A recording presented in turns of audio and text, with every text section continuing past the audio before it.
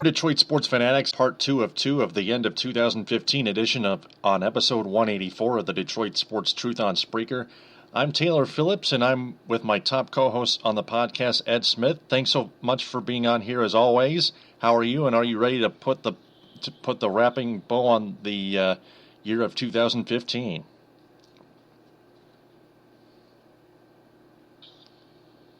Ed? Damn it!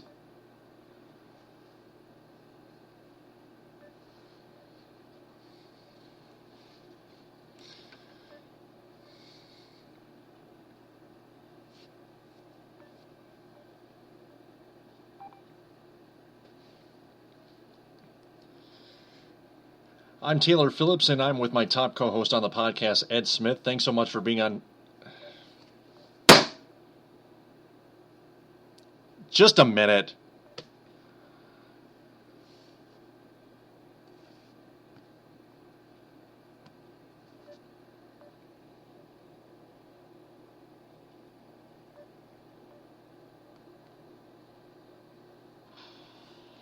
All right. I had to turn my Wi-Fi off. Okay, understood. Are we connected better now? Can everybody hear me well, loud and clear? Yep, I can. Right. Yep. Perfect, absolutely perfect. I think we can't, let's not waste any more time. Just get right down to the nitty-gritty before we face more problems, unfortunately. Yep. So are we ready? Yeah, we're ready to put the wrapping bow on the year of 2015. How are you? Doing fine. Getting ready to celebrate ringing the new year in style, then profile, as Ric Flair would say. So, a lot of interesting things that happened and went down this year, sports and otherwise. And now I'm just looking forward to what the new year provides for us. New start, but also capper as well. Yep. So let's get down to business, shall we? Mm-hmm. Touchdown, MSU! We start off with Michigan State Spartans football. The Spartans, led by Coach Mark D'Antonio, head coach Mark D'Antonio, will play the Alabama Crimson Tide, led by head coach Nick Saban, a former Michigan State Spartan football head coach, in the Goodyear Cotton Bowl in the college football playoff semifinals, Thursday at 8 on ESPN. That's New Year's Eve. It is now New Year's Eve, since it's 2 minutes after midnight. We got a Connor Cook update. He says he's 100%, so he's ready to go. Between the two, Alabama crushed Michigan State 49-7 in the Capital One Bowl in 2011, the last time those two met. The Crimson Tide have made their second consecutive college football playoff appearance. The first time they came in as the top seed in the nation, and they lost to the Ohio State Buckeyes in the national championship game. The Spartans have made their first college football playoff appearance. Last season, they fell just short by losing 2 games in the regular season. The season before, they finished almost undefeated and win the Big Ten and Rose Bowl titles over Ohio State and the Stanford Cardinal. Now, looking at more notes from MSUSpartans.com, a quick glance at Alabama, 12-1 and 7-1 in the SEC. According to the NCAA, Alabama has played the second most difficult schedule in the country this season. Opponents are 81-43 for a .653 winning percentage. The Crimson Tide have played 4 college football playoff top 25 teams. They beat Florida, LSU, Tennessee, and lost to Florida, LSU, and Tennessee, and they lost to Mississippi. Ole Miss. Alabama is making its second consecutive appearance in the college football playoff. Last season, I've just mentioned that already.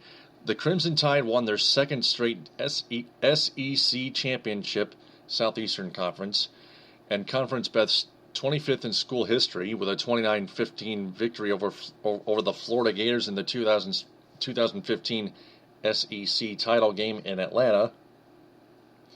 Ninth-year head coach Nick Saban has won 4 SEC championships, 2009, 2012, 2014, and 2015, and 3 national championships, 2009, 2011, and 2012 during his tenure in Tuscaloosa, Alabama.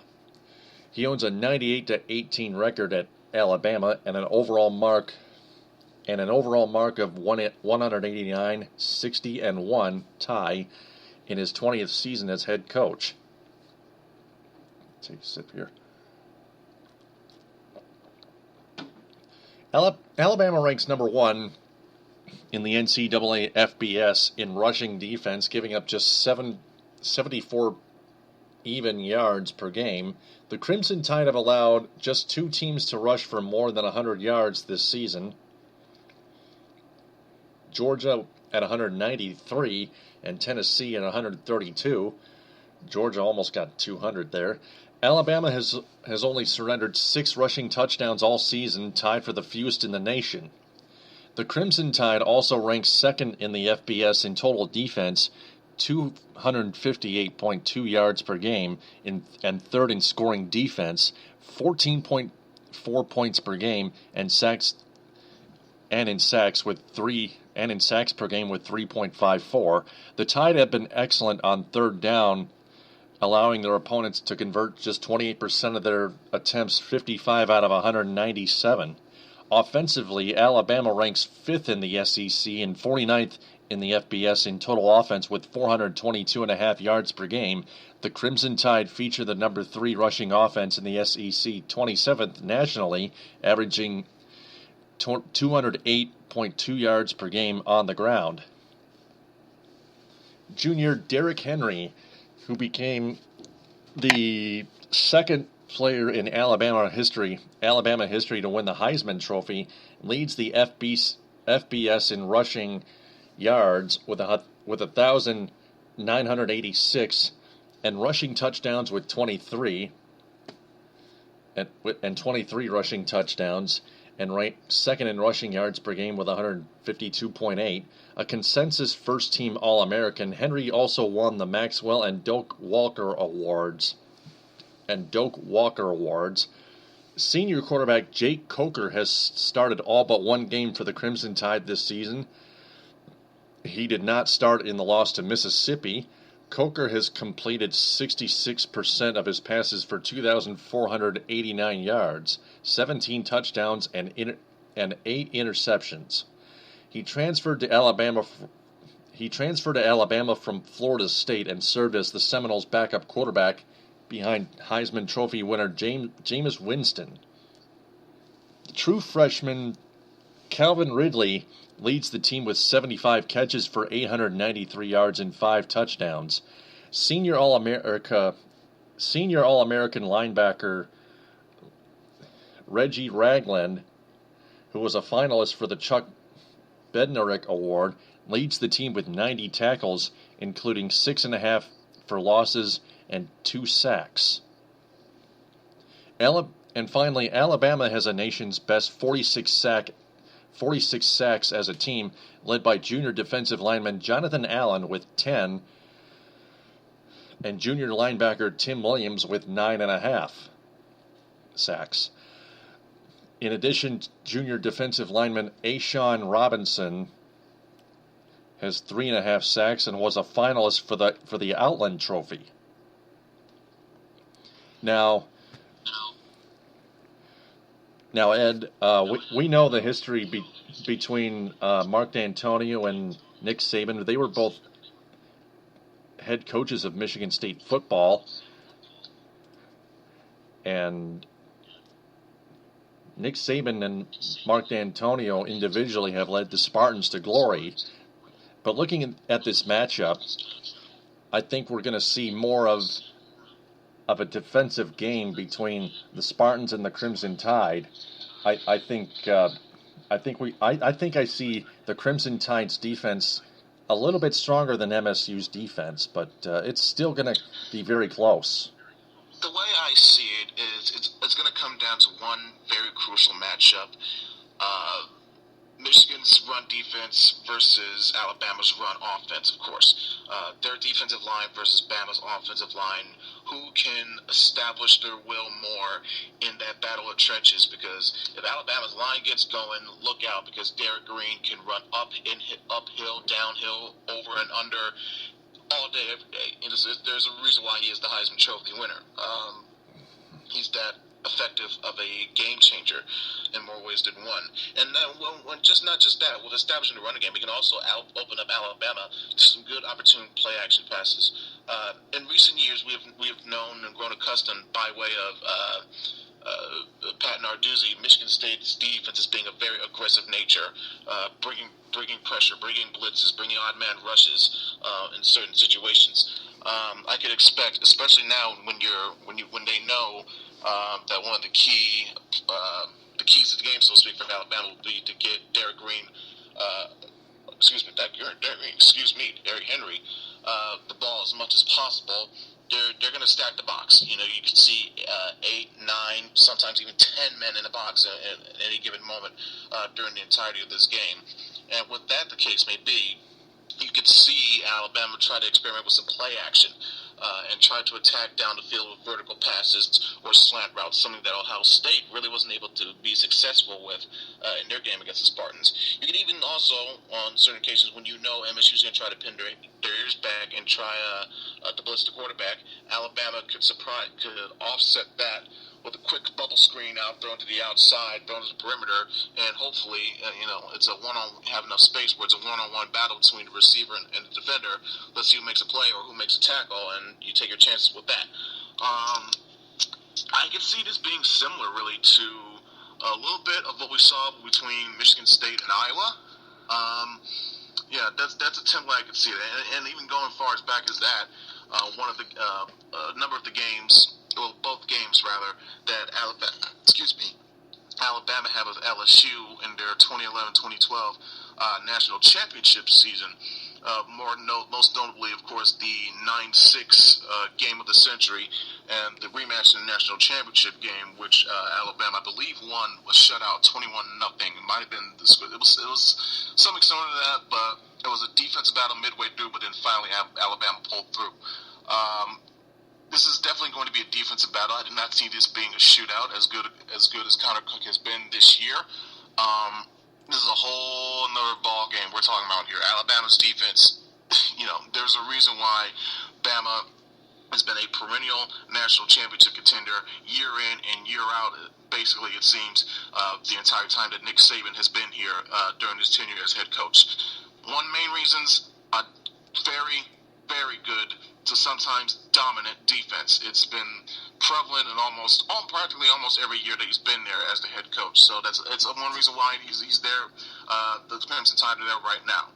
So this game could go either way. It's not going to be like what we saw in the Capital One Bowl in 2011. Yeah, the 2011 Capital One Bowl where MSU just got blown out of the water. No, this is a completely far different team and program. That's more experienced, more accustomed to the big game, the big dance type of feel.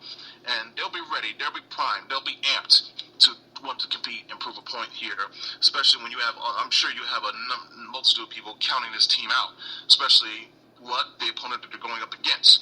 So it's going to come down to, A, can Michigan State stop Alabama's run attack?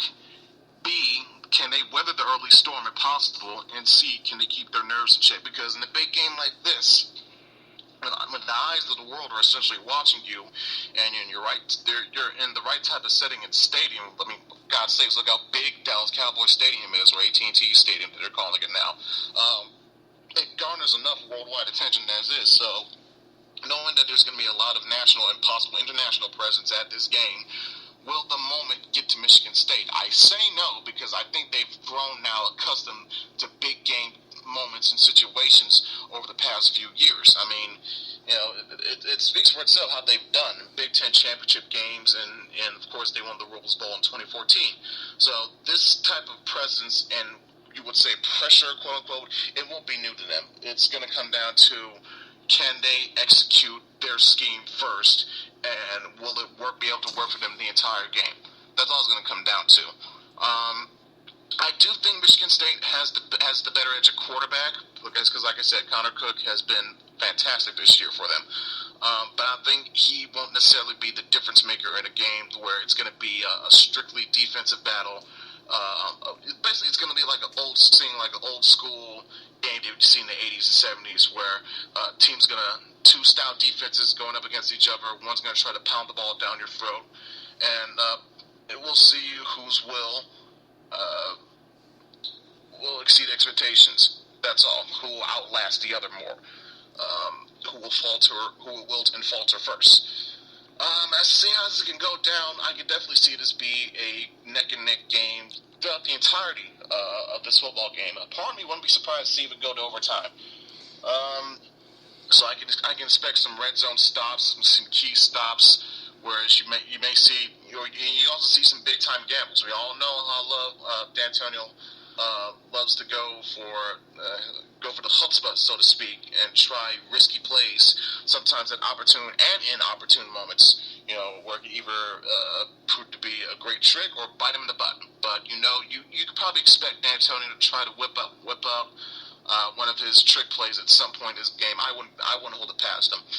As to who I think is going to win at the end of the day, no disrespect to Sparty Nation, but Bama is Bama for a reason. I expect the Alabama Crimson Tide to win this football game. Not going away, not a blowout. I can definitely see this coming down to a last-minute situation where Alabama needs a defensive stop, or they're going to try to drive down the field to set themselves up for a game-winning score. But in the end, I see the final score being Alabama 21, Michigan State 17, and the Crimson Tide moving on to play in the national championship game in Glendale, Arizona on January 11th. That game will be following the Clemson and Oklahoma game, which will start at, I believe, 4:30 on ESPN. Is that correct? Yeah, even before 4:30. I know coverage will start at 4. So, yeah, I think coverage starts at 4. Kickoff will be around 4:30, and then hopefully by the time all the pomp and peasantry and festivities and the whole game will be over with. By the time 8 o'clock rolls around, we'll repeat the whole thing all over again with MSU Alabama. So a full slate, even though it's 2 games, this whole thing in terms of on-air coverage could literally take us into New Year's Day as the ball is dropping. So that's just how it is nowadays with big-time sports events. You like to drag it out as long as possible.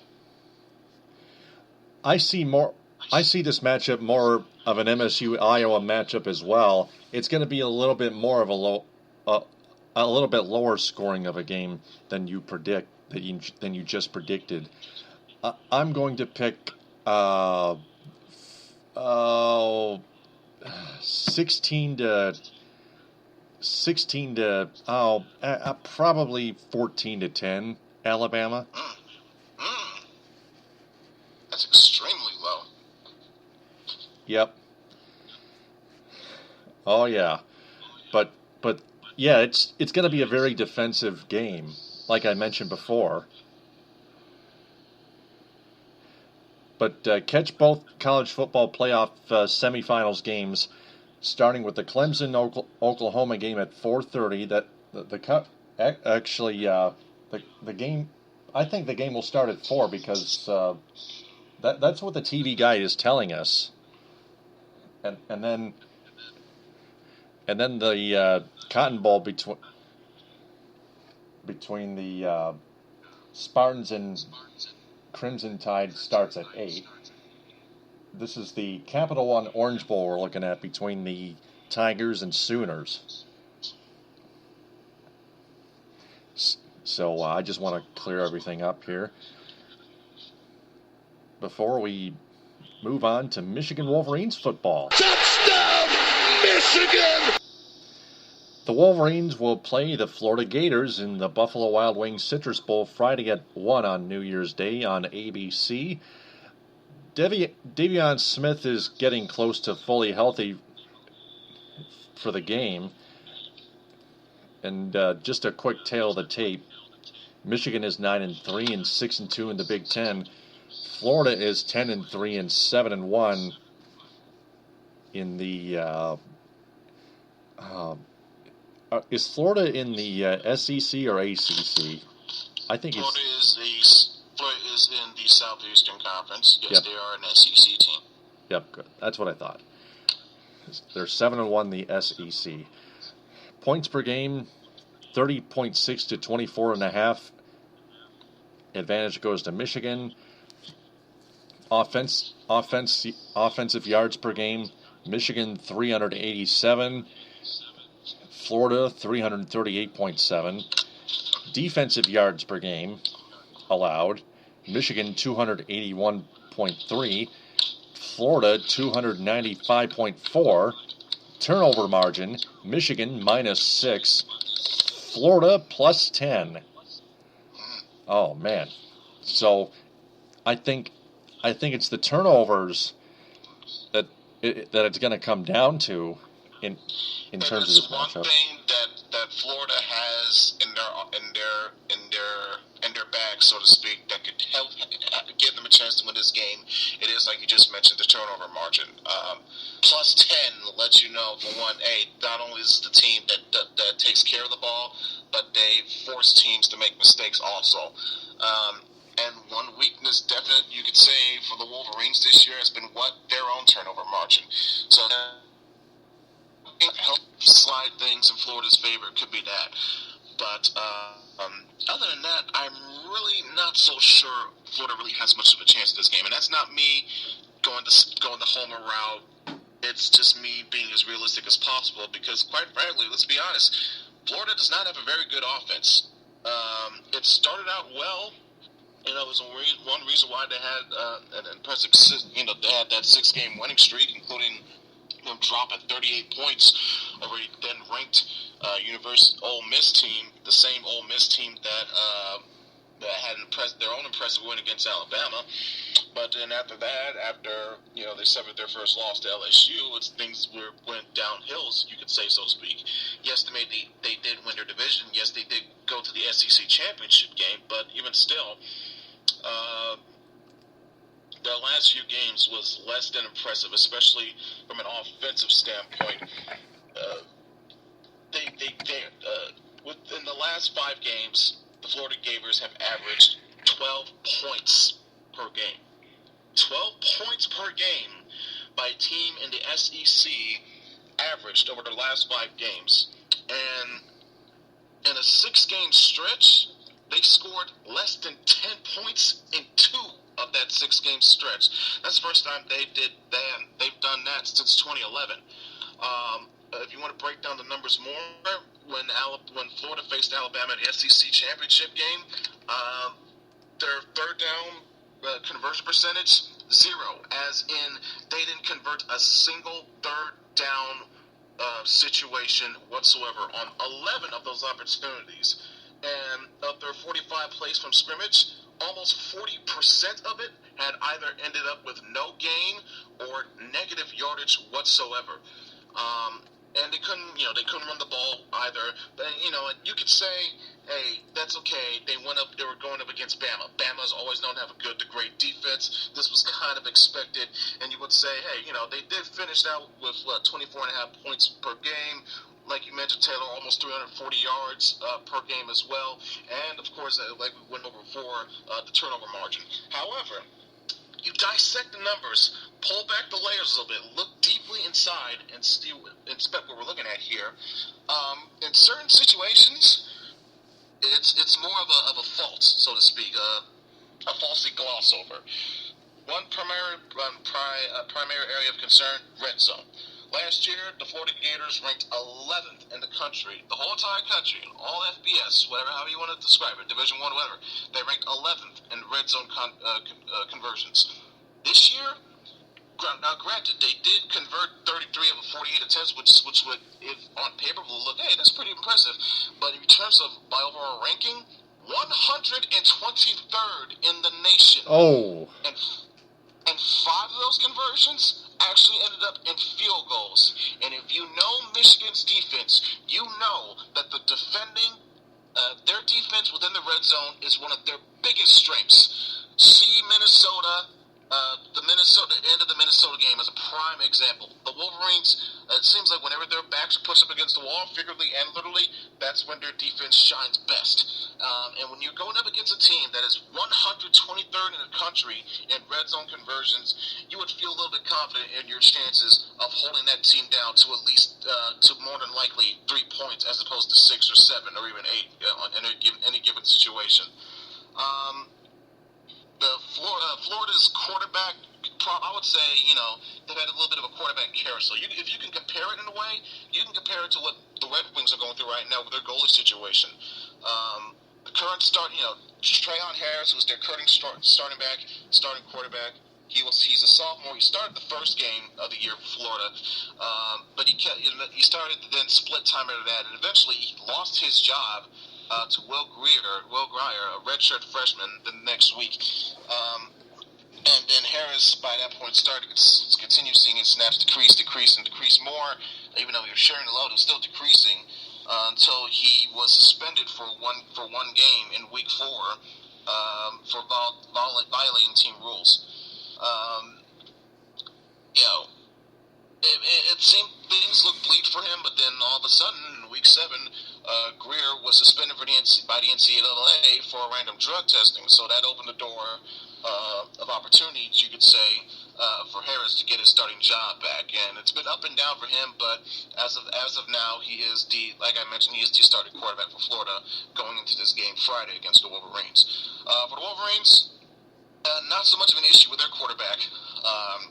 At least now, anyways. There were some folks, myself included, that was very skeptical and doubtful as to how they could really progress and evolve as a team with Jake Rudock as their starting quarterback, if you saw how Rudock was performing at the early onset of this year. But as time went on, game by game, as he impressed, you could say the second half of this season, he started to really come into his own. And there were times where literally he single-handedly kept the Wolverines in the game by himself, whether it be making plays with his legs or making just smart plays by reading the field in front of him, making not too many bad throws or decisions, or having dumb turnovers that plagued them early on in the year.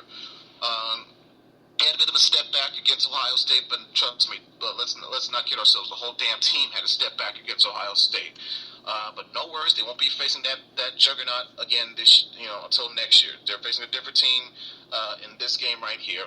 And the way I see it, it's coming down to can Michigan's offense do a good enough job of just simply outperforming Florida's offense? And really that's all it boils down to, because this Florida offense versus this Michigan defense, I like the Wolverines' chances here.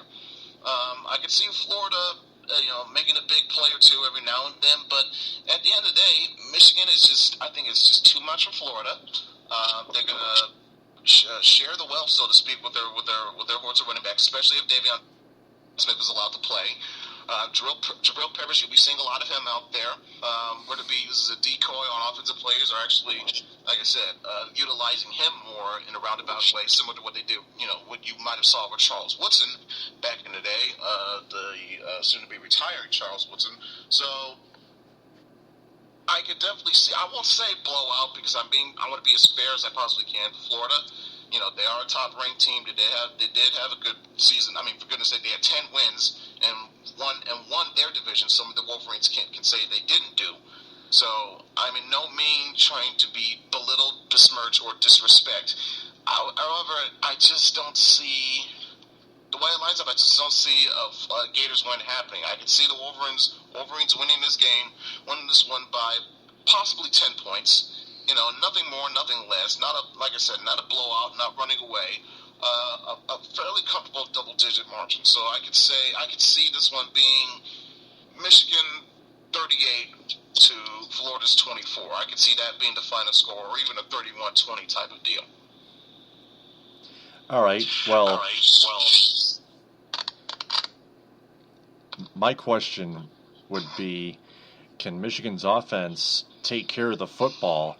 Because I mentioned the turnovers, the turnover margin battles. That's the only problem of concern.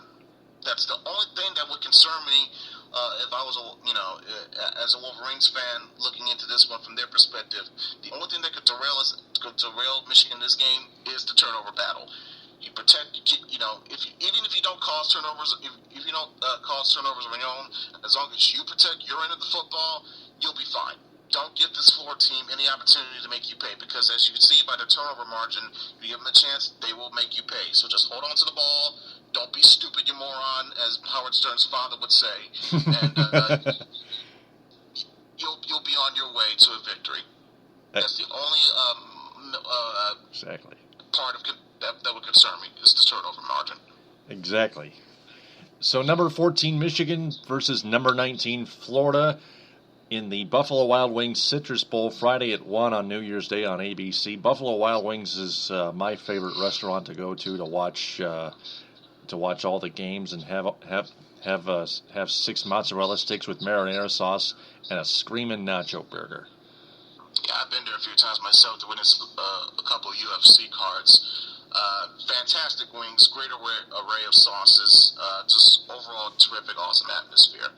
If you guys ever get the chance, go to one on a prime opportune moment. You'll see what we're talking about. I think in the northern Michigan area, Cadillac should have a Buffalo Wild Wings. I know Traverse City has at least one location, but I think Cadillac needs one. All right. Moving on to the 51st Annual Great Lakes Invitational Tournament in hockey. Starting off with semifinal number 1, the Michigan Tech Huskies came back from down 2-0 to beat the Michigan State Spartans 3-2 in overtime. And then the Michigan Wolverines edged the Northern Michigan Wildcats 3-2 in regulation in a seesaw in semifinal number 2. That was yesterday. And then today, the Wildcats rallied back from down 1-0 to beat MSU 2-1 in overtime. MSU loses both their games in overtime by blowing leads. Remind you of anybody? Man, oh man. And then your Michigan Wolverines held off the Michigan Tech Huskies, my dad's Michigan Tech Huskies, 4-2 to win the GLI title.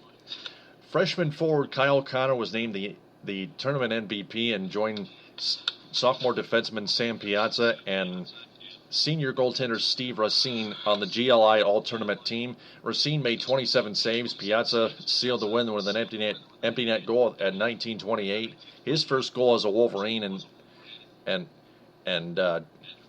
junior forward Tyler Monty on the power play, junior forward Alex Kyle, and sophomore forward Tony Calderon each scored the other 3 Wolverines goals. So the Wolverines are now 11-3-3. The Huskies are 11-7-2. The Wolverines will return to Big Ten play next Friday night, January 8th, at rival Michigan State at Mount Ice Arena for a 6:30 p.m. contest. And that night I'll be in Big Rapids or somewhere when the Cardinals high school boys basketball team returns to action, returns to the court. I'll be on WBRN, 1460 AM, 107.7 FM and 95.1 FM in Big Rapids, with JT Scarpelli at the desk, at the sideline. Now, speaking of hockey, we go to the Red Wings. Don't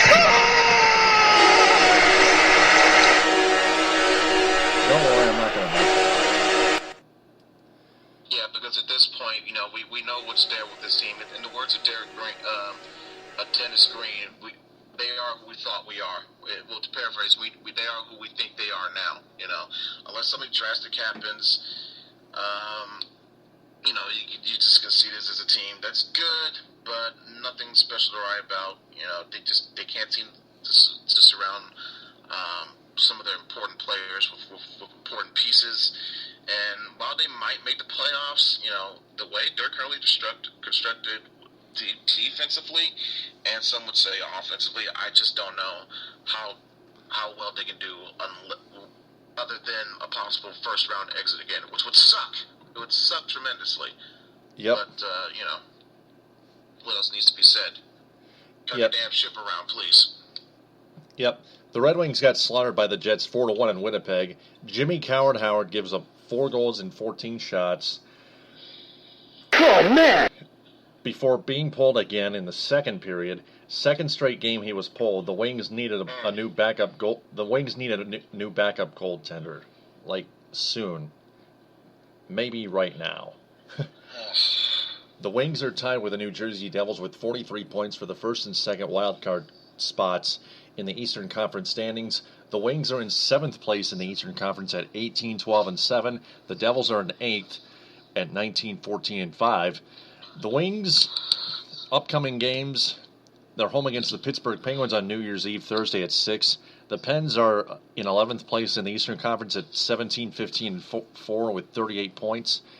And then the Wings start a 6-game road trip at the in Buffalo against the Sabres Saturday at 1. The Sabres are 15th in the East at 15-18-4 with 34 points. And then they go to New Jersey and play the Devils again Monday at 7.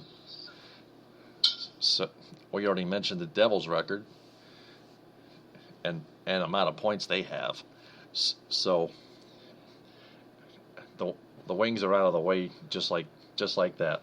We'll go to the Pistons. Left sideline 3 and he answers. They get embarrassed by the Knicks 108-96 at MSG.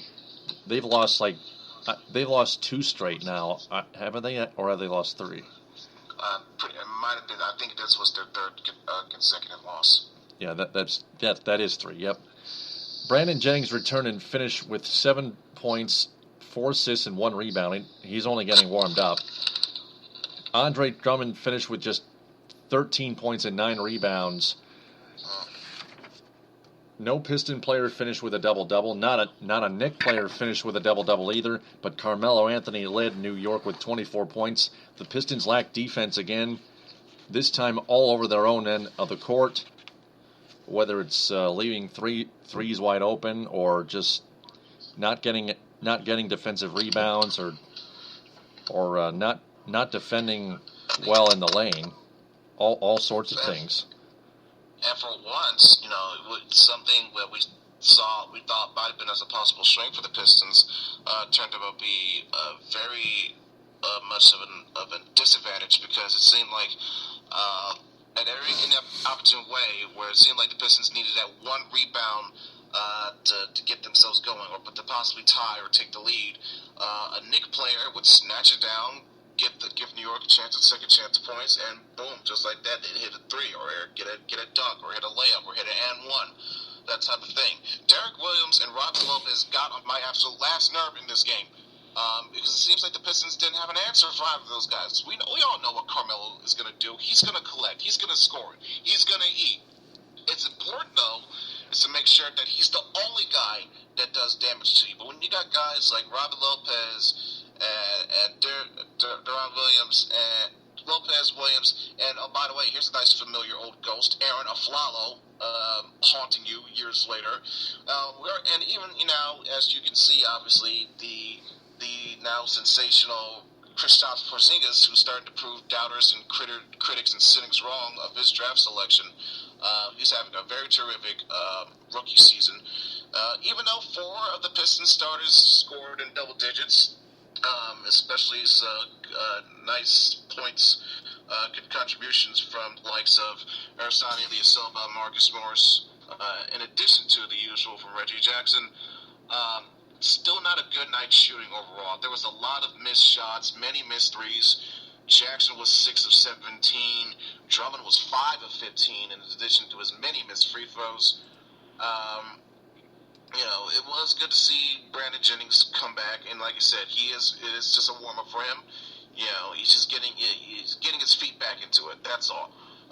Getting himself back into the rhythm of the game, not just D-League. This is actual, this big boy ball. So eventually he'll be back to his form, and he'll be able to be a real, true, substantial upgrade to the bench. But the starters themselves, this is way more, far below actually what their potential is offensively and especially defensively. I believe Reggie Jackson you could say someone called out the team on how they performed defensively after the game, because it was a bit embarrassing to see. So, not a good start so far to this what I call important stretch of games, because after this this game that's going to be tonight, technically officially now, against the Timberwolves, you have 3 straight crucial Eastern Conference games. And 2 of those are going to be on the road. One of them, the first one, is going to be against your divisional opponent, the Indiana Pacers, who is 18-13 to their 17-15. After that, they're going to face the Orlando Magic. They host the Orlando Magic on the 4th at the Palace, who's 19-13. And then they finish up that stretch by traveling to Boston to face the Boston Celtics, to face the Celtics, who currently has a 1-game edge over them in terms of wins and loss record. And like I said, in terms of looking at playoff spots, the Pistons are 10th.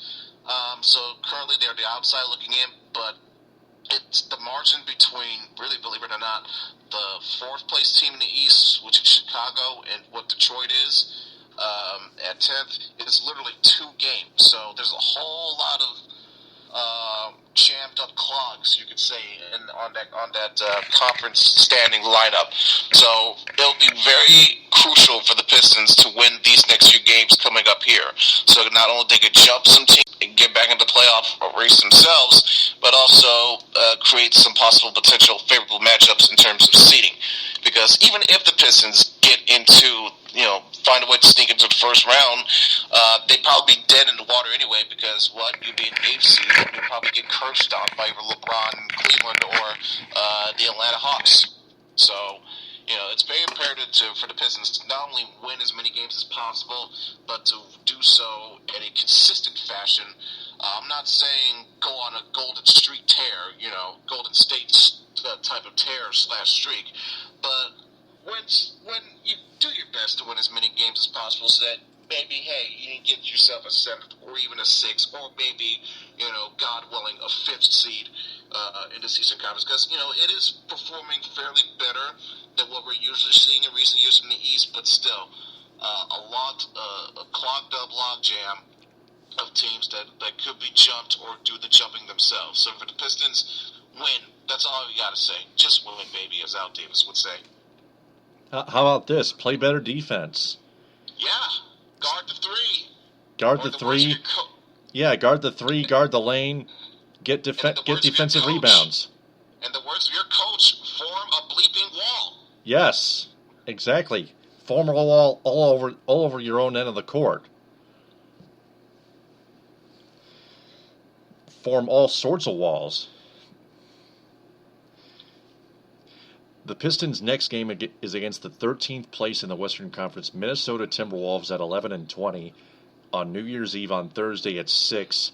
That is on Fox Sports Detroit Plus. Please, for the love of God, win that game. Yes. It's at home, too. Yes. Now moving on to college basketball, the Michigan State Spartans not only did they get upset, they got absolutely crushed by the Iowa Hawkeyes in Iowa City, 83-70 to start Big Ten Conference action.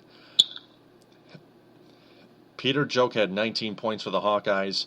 They improved to 10-3, which toppled the Iowa Hawkeyes have beaten the number 1 team for the first time in 16 years. Iowa never trailed in what turned about to be a surprisingly easy win over the Spartans at now 13-1.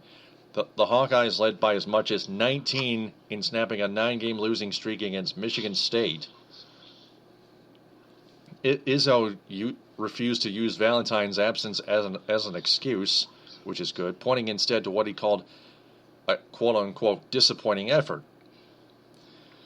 Izzo said, 0, that had something to do with not making baskets, quote-unquote, but it had nothing to do with the effort you give, unquote. The Spartans, I I got to chime in on that. Yeah, you could say that, but come on now. You were the number one ranked team in the nation for a reason. You were 13-0 going into this game going into conference play for a reason. It was due in large part to the fact that you had Denzel Valentine. You know how good and valuable he is to your team. So when he went down with his injury and required a surgery, part of you had to expect something like this would happen. So to say that, we just didn't hit enough shots and whatnot. No. Partly it was because of that, but also you didn't have your star player out there. Okay, so come on, Tom, just own up to that. Just acknowledge what the elephant in the room is in that regards. Maybe you could have used, I thought, Justin Spiro pointed out on Twitter, he strongly felt that Izzo should have used Deontay Davis, the true freshman forward, number 23, a little bit more. And he was 3 for 4 from the floor with 6 points, had snatched down a couple of rebounds. So it seemed like he was literally the only other person other than Costello and Harris that was providing some sort of offensive spark for this team. So I can see Spiro's point, especially when you're on a road game against a team that you know is going to throw its best shot at you, and you're already without your most valuable player. Try to give the young man, some more minutes, some more reps. It's next man up, as you would say. So let's see who will shine, give them the chance, see who shines, see who falters, that type of deal. That's how I would have done it, at least. So, just something for Izzo to ponder on as we all await Valentine's return from injury. Yeah, I believe that would be a great idea. Don't just use Aaron Harris. Use Deontay Davis more, because Deontay Davis is a new developing player that Tom Izzo can develop in terms of performance more. And the more minutes Davis is given, the more he can perform, the more he can prove himself. And then the Michigan Wolverines beat the Illinois Fighting Illini 78-68 in Champaign to open their Big Ten season. Junior forward Mark Donnell scored a career-best 26 points, and senior guard Karis LeVert added 22 points and 10 assists, a double-double.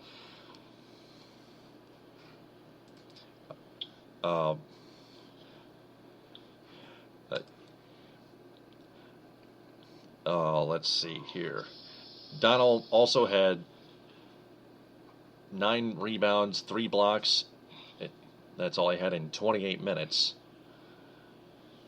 And it should be noted that he did all of this off the bench, not as a starter, but off the bench. So, should be seen. It could be seen as, hey, as a possible morale booster to this team. That, hey, we have other guys that can contribute. Not named Karis LeVert. Hey, not even our starting lineup. So it could be, a mental reminder to the other players on that team. Hey, it can't just be the Karis LeVert show every night. We all got to contribute in our own ways too. That's why I'm looking at you, Derek Walton. I'm looking at you, Zach Irvin. I'm looking at you, Duncan Robinson. You gotta, you can't be in single digits while LeVert has to single-handedly almost carry this team on his back night in and night out. You got to give him some time, give him some help on some nights, sometimes. You know what I mean? But still, I'm not going to poo-poo on that too much. This was a great win for Michigan, because it seems like in recent years they've not done fairly well on the road, non-conference or otherwise.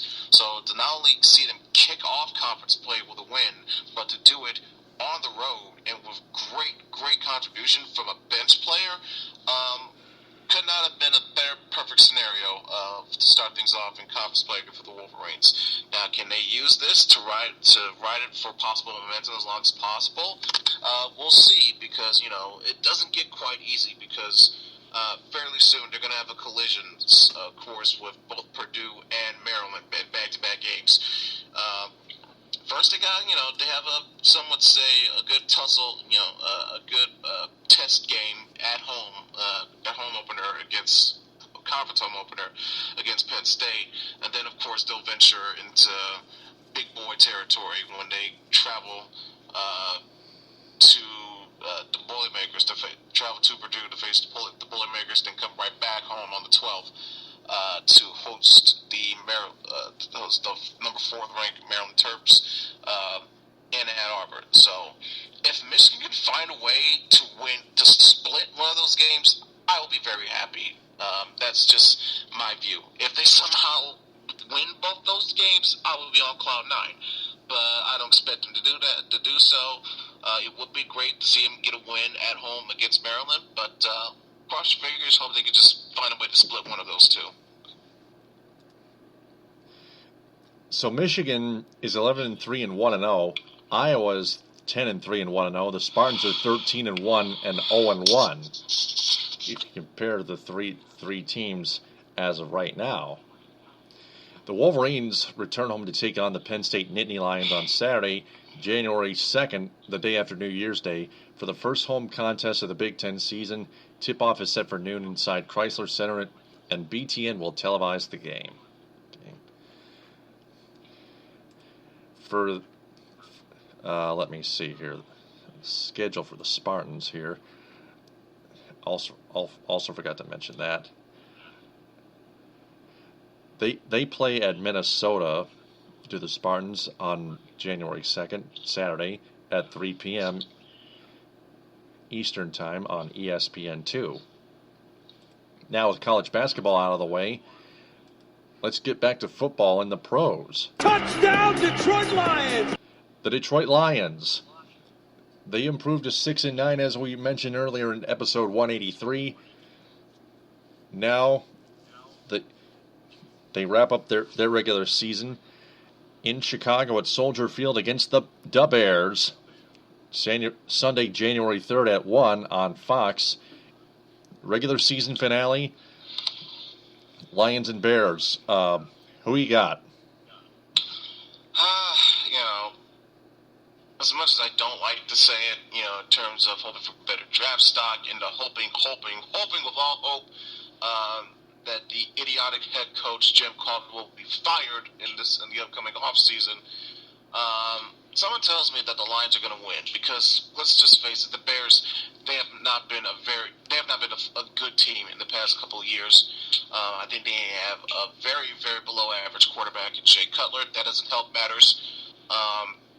And I think they just have a below adequate coaching staff, which isn't saying something because for God's sake, look what the Lions got as their head guy.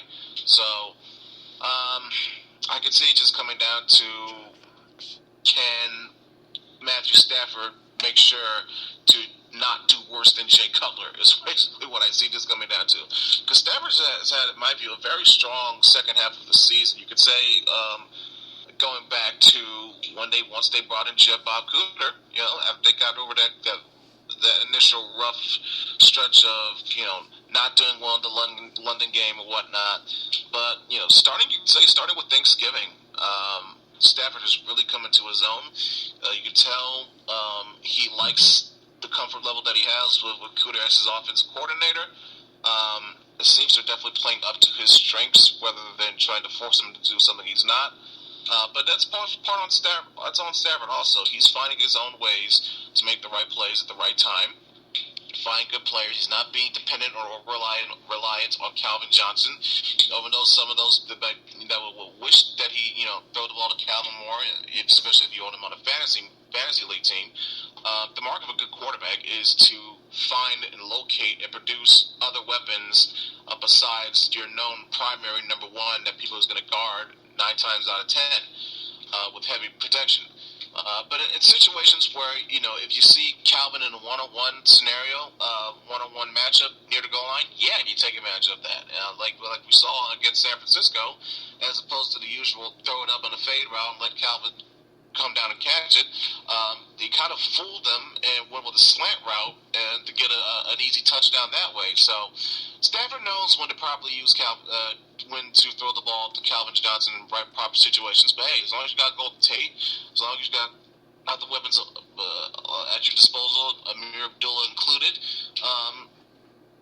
this is a very winnable game because you're not facing a good team.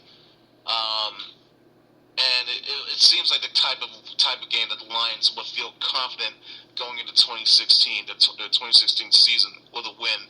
It reminds me a little bit of how they tried to transition from 2010 to 2011, so to speak. Disappointing year, not having, obviously missing out on the playoffs, heartbreaking losses, confusing losses, blowout losses. But in the end, you found a way to put things together and close things out by having a very good December. So, other than the horrific ending to the Green Bay game, the Lions have had a very good December. So, I can expect them to see them close this one out in style and have another comfortable win. Now, this one I think will play out what we saw with the San Francisco game, whereas it'll be back and forth. You'll probably see the lead be traded a couple times, but in the end, the Lions will find a way to make a play or two. Even if it comes down to it right near the end, I can see the Lions do whatever they can to make a big play right near or at the end offensively, and then it could carry them to a win. I'd say, let's go 27-23. Who are you picking? I'm picking Detroit. 27-23 Lions. All right. Well, moving on to baseball. That one is long gone. You can get your picks, Taylor. Yeah. I would pick the Lions 21-17. There we go. All right, now to baseball. That one is long gone. The White Sox and Orioles are mostly interested in former Tigers outfielder Joenis Cespedes. I heard that come out like a day or two ago, and I didn't see the Tigers being one of those teams interested. So my crystal ball is telling me that Alex Gordon may be the only option left if the Tigers aren't going after Cespedes. What's that telling you? I can see that as a scenario, but here's the thing, though. If they feel that Cespedes is going to cost too much money, then why in the world would they consider going after Alex Gordon, which you would think he might command a similar, if not a greater price? So, I don't know. If they were to go after Gordon, I just don't know if I would feel confident in them having enough money, so to speak, to sign him to a multi-year deal, knowing that you already have big money contracts that you have to commit to. Cabrera, Verlander, Sanchez, Martinez. So, hell, even J.D. Martinez is going to be due up for one soon. So,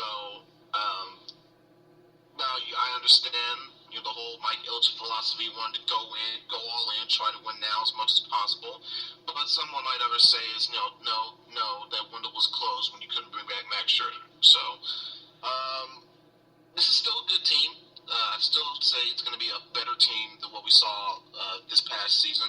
Only trade-off is that idiot Brad Osmus is still the manager. So, as long as that is the case, I don't see this team striving to be better than what they are. Yeah, the only way Brad Osmus can remain an idiot is his lack of decision making or poor decision making, one of the two. He's got to be more aware of what the hell's going on the field and the dugout. He's just got to make better decisions. He's got to be more fully aware. He's got to use his head fundamentally going into his third Major League Baseball season as a manager. So if the Tigers are not going after Cespedes or Gordon, who should they go after as a left fielder? I mean, I could go the Jeff cross route and say, hey, look, why not try Justin Upton? That would seem another scenario. But again, would you even have enough money to do that? So, really, it just comes down. Listen, if the Tigers have even more cap space than what they currently have, I'd say, hey, go for it. Try to get Gordon. Try to get Cespedes. And if all else fails, Justin Upton would not be a bad consolation prize. But I don't know. I just don't see what they can do with the amount of financial resources that they currently have. I would love it. I'd love to see a surprise, but I just don't see it happening. Yet another option I'm thinking here: if they were to trade for a much cheaper corner outfielder, who would you think it would be? It's a tougher question. That depends. And see, that means I gotta look up some of the other teams in the league. Steve has that good, talented, above average, you would say, corner outfielder that the Tigers will be willing to give away pieces to acquire. I'm talking possibly trade a starting pitcher, a bullpen arm or two, maybe one of the guys that you currently have in terms of, like I say, I can't say Rajay Davis, but maybe a Tyler Collins or Anthony Ghost type of scenario where you could see them trading one of those guys to get that said corner outfielder. But it's yet to be seen. I would have to look up back on that to see who would be and what they would be willing to give up to acquire that type of player. There's your assignment. By Monday, I believe, on episode 185. So we wrap up with 5 questions. Let's get into that.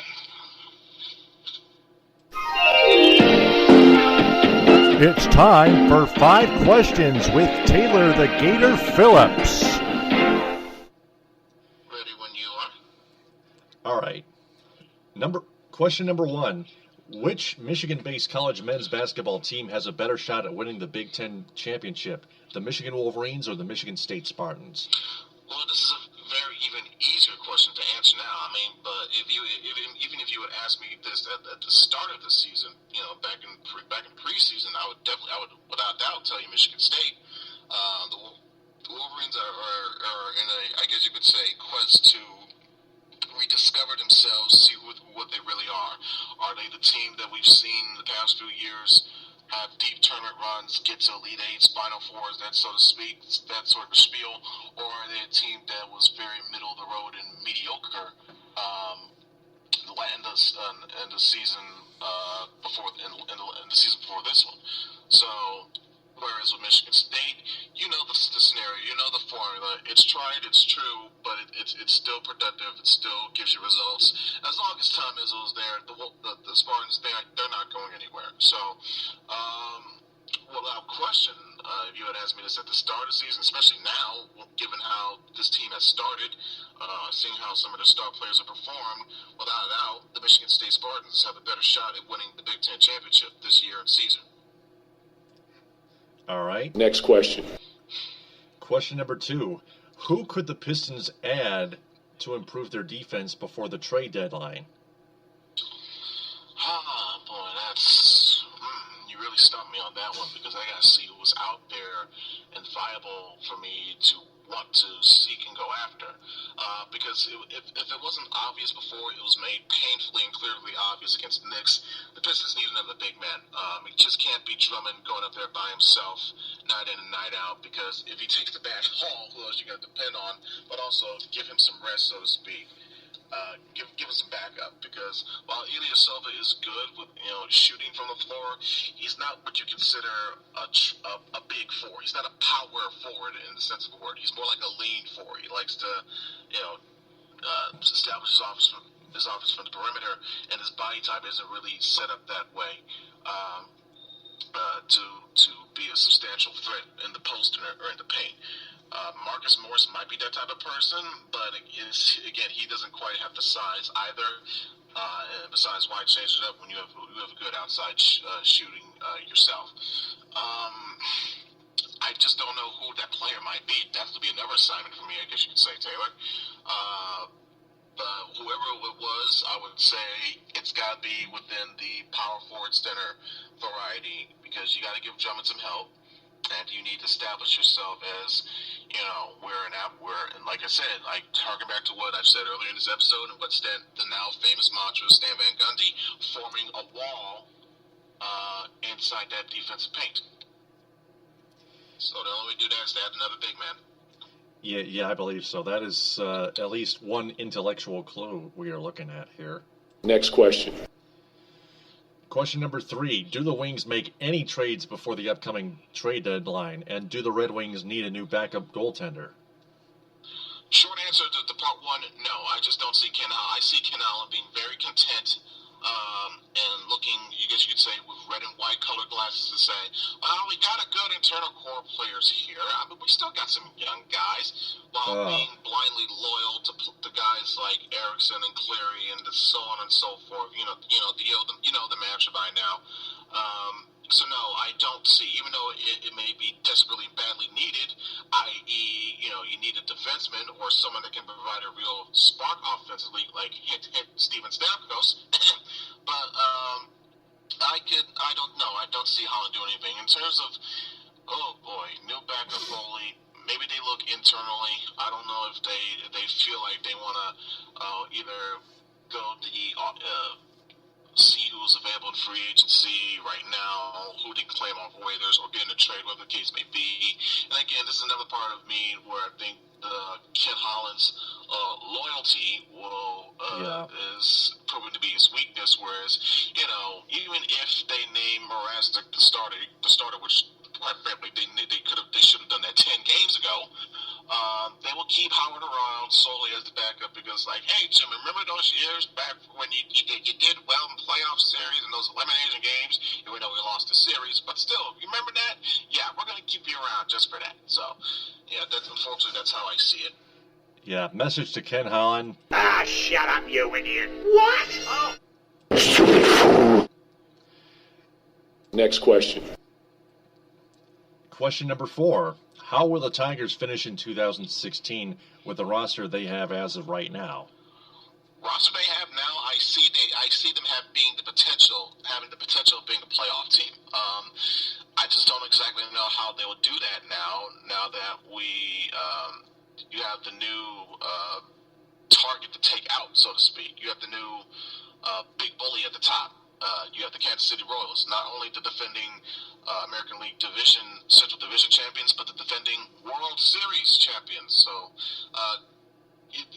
just keep twisting the knife in the heart deeper for Tigers fans, seeing their team that they used to dominate over the years, win a world championship in their 30-year absence before we do. So, seeing the Royals' current standing in the Central Division, I could definitely see the Tigers being a strong second team behind them. Hopefully enough to where they can still make the playoffs but avoid that dreaded wild card playing game. I could see them doing no worse than the top wild card spot in the American League. All right. Next question. And finally, number 5, will the Lions pick Robert Nkemdiche in the 2016 NFL Draft, and how will they finish next season?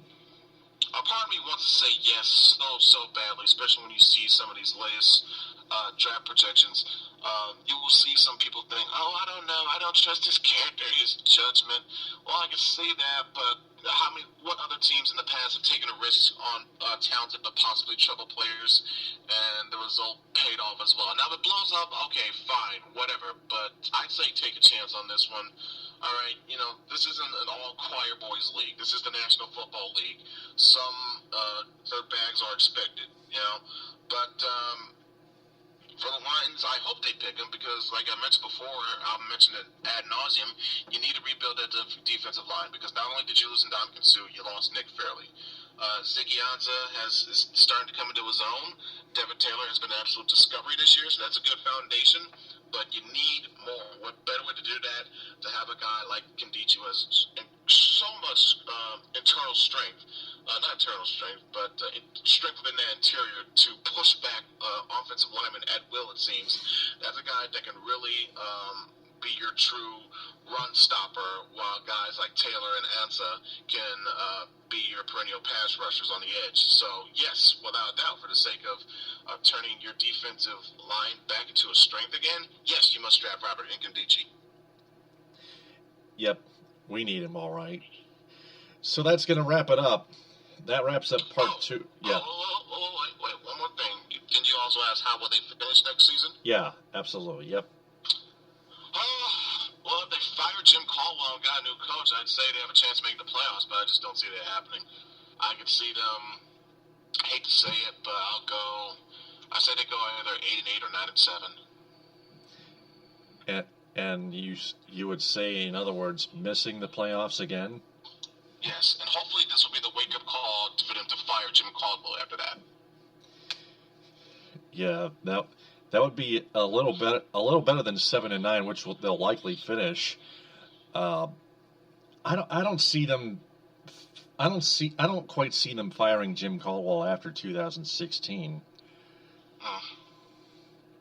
Because 8-8 and 9-7, if you do simple math, they're better than 7-9 or 6-10. Yeah, true, but then we've seen crazier scenarios where the Chicago Bears let Lovie Smith go, and he got him a 10-win season in his last year. But one reason, but he didn't get the playoffs, so that was the primary reason why he got axed. So, you know. True. That proves a possibility there.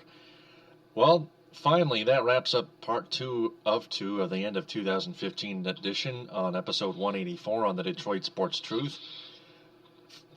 Ed, thanks a lot for helping me out here. We apologize for the technical difficulties to begin this episode, but I managed to get him on here by turning my Wi-Fi off on my phone. After I end this call, which will be soon, then I'll turn the Wi-Fi back on.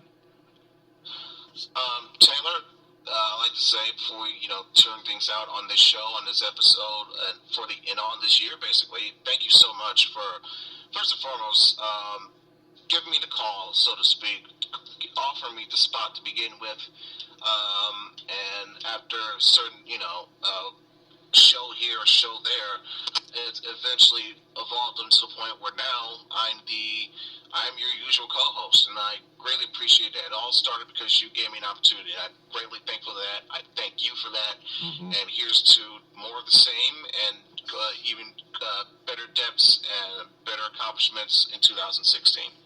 Absolutely. This will be our New Year's resolution for 2016. So, Ed, thanks so much. We'll talk to you Monday, January 3rd. The 4th, rather, at midnight for episode 185, the beginning of 2016 edition on the Detroit Sports Truth.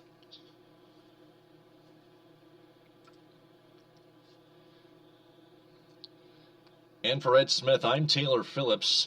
If there's anything you fans want more of or less of on our podcast, please let us know. TTFN, ta-ta for now. Bon appétit.